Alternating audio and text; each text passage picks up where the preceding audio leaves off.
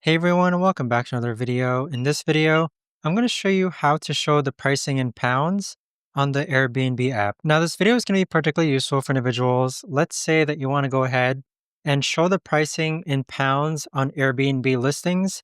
How do you actually go ahead about doing so? Now, this video is going to be short, sweet, and simple, guys. There's not going to be a lot of steps involved. Now, the first thing that you want to go ahead and do is log on to the Airbnb app. Next, click on Profile on the bottom right-hand corner. Afterwards, click on Account Settings, then click on Payments. Now in the upper right-hand corner, click on the currency, and then on the option here, this is where you could actually go ahead and change the currency option.